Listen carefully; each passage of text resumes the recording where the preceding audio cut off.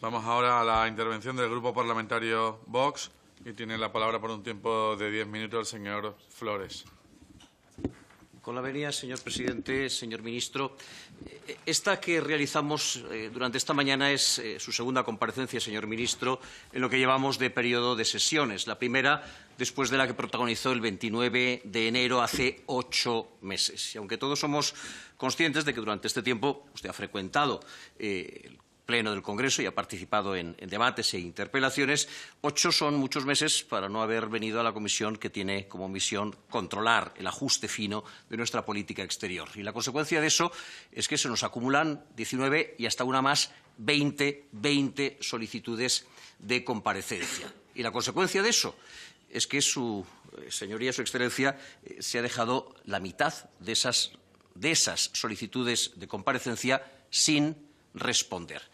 El señor ministro, y llamo la atención de la presidencia de la comisión y también del señor letrado de la comisión, no ha hecho ni una sola referencia, ni directa, ni indirecta, ni explícita, ni implícita, ni una sola referencia a la petición número 5 de comparecencia sobre terroristas en la UNRWA, a la 6ª sobre la señora Rego y sus manifestaciones, a la 9ª sobre las maniobras de la Armada Británica en Gibraltar, a la 16ª sobre la invasión migratoria en Ceuta, a la 19ª sobre la integra de los asesinos de Barbate, a la 7ª presentada por el Partido Popular sobre circulación de productos agrícolas, a la 11ª sobre el señor Puente y sus aventuras argentinas o a la 13ª sobre la crisis en la sala de asilo del aeropuerto de Barajas. A la petición de Esquerra sobre hablar del tráfico de armas en Israel, usted ha respondido con una frase seguramente de 2 segundos o de 5 segundos. La mitad de las solicitudes de comparecencia han quedado sin contestar. Y si el letrado me indica que eso es técnicamente posible, por lo que respecta a las presentadas por el Grupo Parlamentario Vox, solicitaríamos formalmente que se mantuviesen como no contestadas y que se integrasen en la próxima comparecencia que se verifique dentro de, seguramente, 8 meses más. Seguramente habrían sido menos las solicitudes de comparecencia que quedarían sin contestar si el señor ministro no hubiese invertido una cuarta parte de sus 40 minutos, tampoco muchos, de intervención en el característico autobombo de todas sus comparecencias. Autobombo que en algunas ocasiones resulta particularmente sonrojante, señor ministro. Elige usted muy mala semana para decir en una misma comparecencia que España lidera el trabajo para la paz en Oriente Medio y 10 segundos después que se reunió usted con su homólogo iraní y le pidió contención en Oriente Medio. Ha elegido usted una muy mala semana para decir esas dos cosas en una misma frase.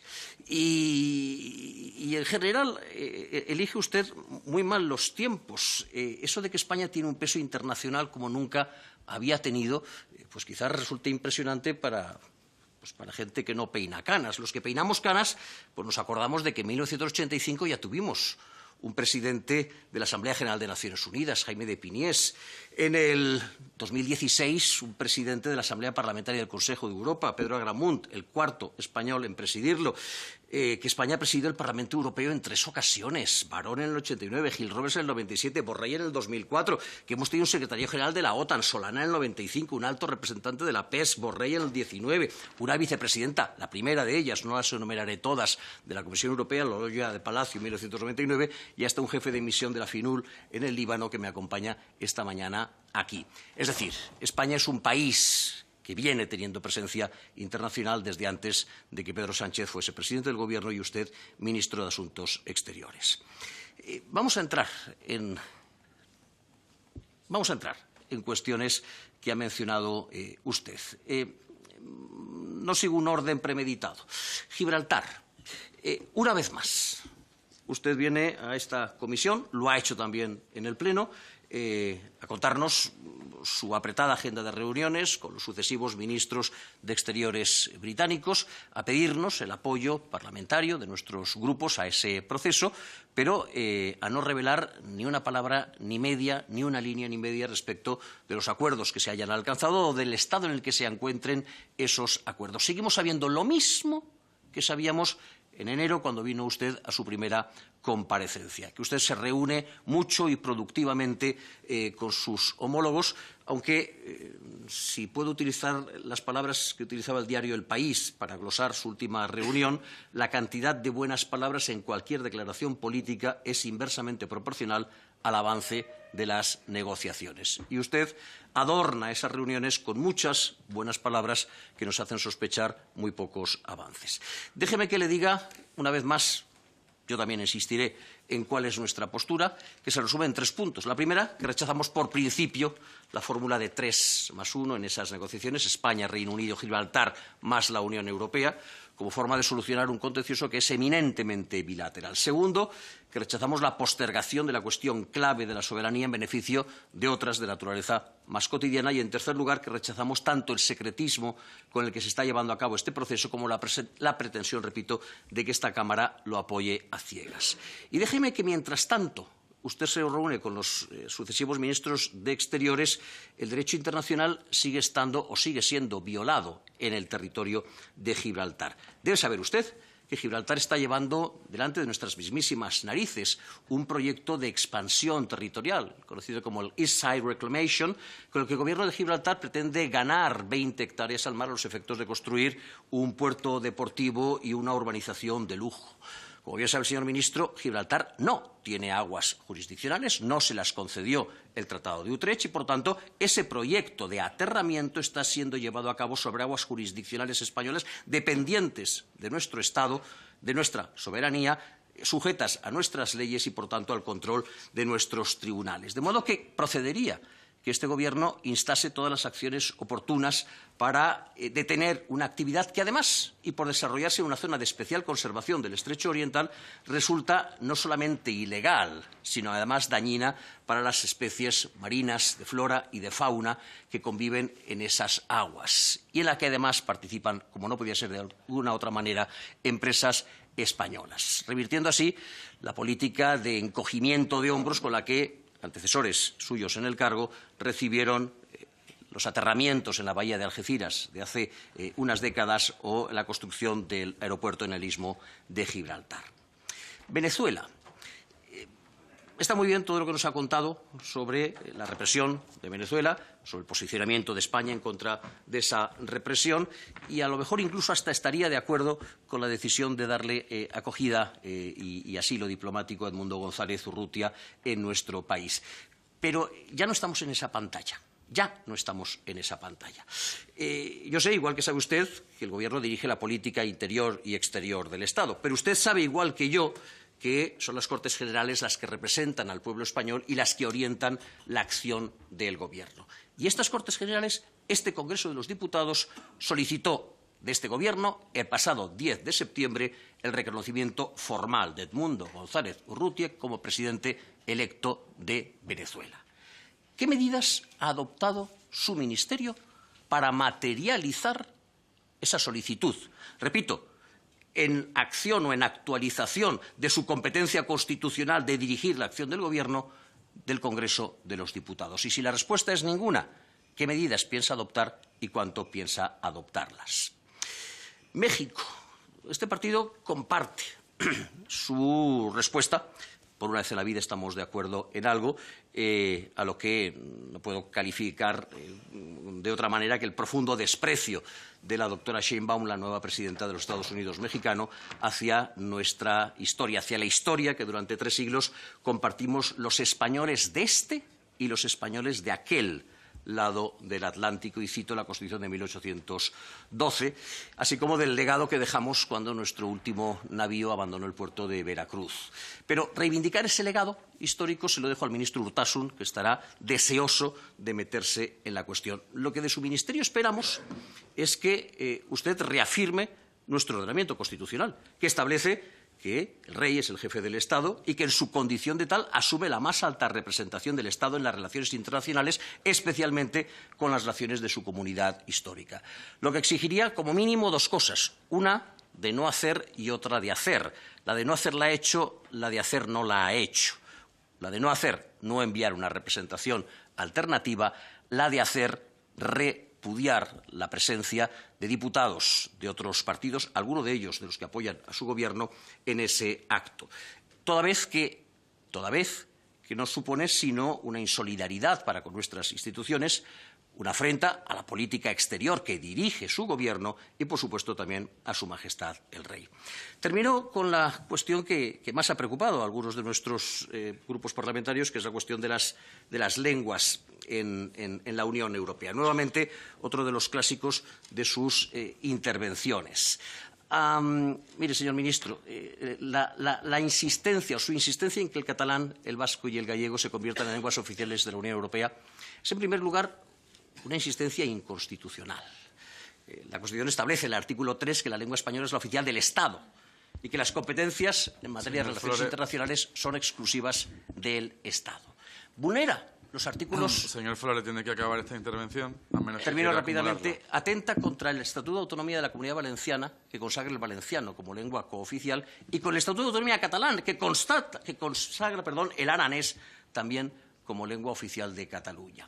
Es insolidaria para con el resto de los países europeos que tienen mapas lingüísticos tan complicados como el nuestro y que no ejercen esa presión que ejerce usted. Es despreciativa para con las instituciones europeas, cuyo funcionamiento se vería notablemente complejizado de incrementarse el número de lenguas oficiales. Es abusiva para los ciudadanos españoles, que tendrían que pagar esos 132 millones de euros al año, y es detrimental para la imagen, termino, de España, toda vez que los desprecios que recibe cada una de sus cartas por parte de las instituciones europeas no hacen nada por mejorar la imagen internacional de nuestro país. Muchas gracias y disculpe, señor presidente. Muchas gracias, señor Flores. Pasamos, por tanto, al Grupo Parlamentario de Euskal Herria Bildu y tiene la palabra por 5 minutos el señor Iñárritu. Mira, en relación a México, no ha querido profundizar, pero yo le animo a seguir pensando o reflexionando si no sería positivo que España como Estado haga una lectura crítica con asuntos ocurridos con la conquista y la colonización de América. Yo se lo digo sinceramente, yo no me siento español, pero creo que a España le iría mejor como país. Sería un país más maduro y sería un país que tendría una conciencia autocrítica de su pasado, con hechos positivos, pero también con hechos negativos que están ahí, y que esto les ayudaría además a tener una mejor relación con esos países que ustedes consideran hermanos. Yo creo, como decía usted, que debe primar la diplomacia, que ese pequeño gesto ayudaría a tener mejores relaciones con este gobierno de Claudia Sheinbaum en México, pero también con otros países del ámbito iberoamericano. Turno al Grupo Parlamentario Vox. Tiene la palabra por 5 minutos el señor Flores. Con la venia, señor presidente. Bueno, dado que incluso después de esta segunda intervención el señor ministro sigue sin haber contestado a más de la mitad, 5 de 9, más de la mitad de las solicitudes de comparecencia que le formuló este grupo, pues supongo que no le incomodará que yo entable diálogo con terceros, quizás buscando una mayor receptividad a mis palabras. Y le sugiero al señor Iñárritu, que se acaba de marchar. Y le sugiero al señor Iñárritu que ya que tanto interés tiene en esto de pedir perdón, que tire millas y empiece usted. ¿Por qué no pide el gobierno vasco perdón por Lope de Aguirre, por Juan de Garay, por Legazpi, por Daneta, por Oquendo, por Elcano? Que hubo vascos, muchos, y algunos un poquito sobrerevolucionados en la conquista de América. No me diga que no tienen ustedes competencias en materia de política exterior, porque, en fin, no vamos a andar con estas minucias tratándose de un grupo como Bildu, ¿no? Pues en tanto el Gobierno de España o Su Majestad el Rey se lo piensan, tire millas, vaya usted, que yo ya si eso iré después en esto de pedir perdón a los mexicanos. A la señora Madrenas me gustaría preguntarle, cuando usted saca cuentas de que el catalán es hablado por 10 millones de europeos, ¿estoy yo incluido en esos 10 millones? ¿Está incluida mi compañera la señora Hoyo? ¿Está incluido mi compañero el señor Sánchez? Pues bórrenos, porque ninguno de los tres hablamos catalán. Hablamos una lengua que el señor ministro, al que tanto le importa nuestro orden constitucional, sistemáticamente olvida o margina. Señor ministro, la lengua propia de la Comunidad Valenciana, según el artículo 6 de nuestro estatuto, es el valenciano, no es el catalán. No le costaría mucho añadir a esa retahíla vasco, catalán, gallego, una lengua más, y nos haría un poquito más felices a unos cuantos diputados de esta comisión y de esta Cámara. Yendo a las cuestiones de fondo, el señor ministro ha dicho varias cosas que creo que merecerían ser referidas y que meritarían una mayor precisión por su parte. FINUL, nuestras tropas están realizando una labor imprescindible. ¿Exactamente qué labor están realizando en estos momentos las tropas españolas de FINUL? Ya sé de qué va el mandato de FINUL, ya sé por qué fueron y por qué han estado. Pero en estos momentos, a día de hoy, ¿cuál es la misión que están realizando estas tropas más allá de salvar sus vidas? Misión extraordinariamente importante. El mandato de FINUL ha saltado hecho añicos. Era evidente que no se estaba cumpliendo, toda vez que las tensiones en la zona iban en aumento, pero desde luego de una semana a esta parte es más que evidente que esa misión ha devenido de imposible cumplimiento. ¿Qué va a hacer el señor ministro con nuestras tropas en esa misión? A la vista, repito, de la imposibilidad práctica a medio y a largo plazo de cumplir con la misión para la cual les estuvieron enviados. Segundo, Gibraltar. Estamos haciendo cosas mirando y viendo. La frase es textual.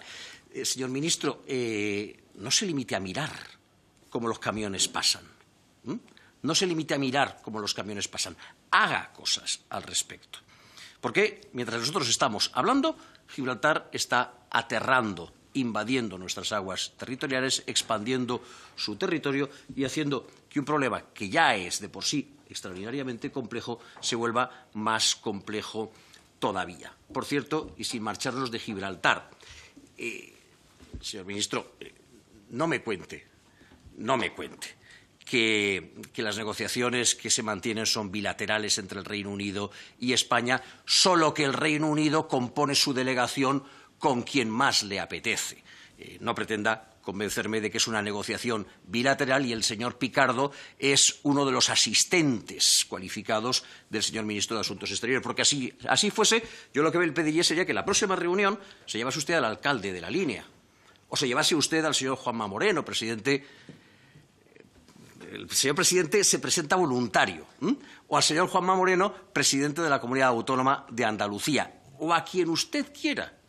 Quien seguro que en la mesa de esas reuniones hay 2, 4, 6 u 8 sillas disponibles. Pero eso no va a suceder, porque esas no son unas conversaciones bilaterales, porque el Reino Unido no ha querido que esas conversaciones sean bilaterales y porque España ha cedido a la trilateralidad de esas conversaciones que nosotros, desde luego, desaconsejamos o desaprobamos.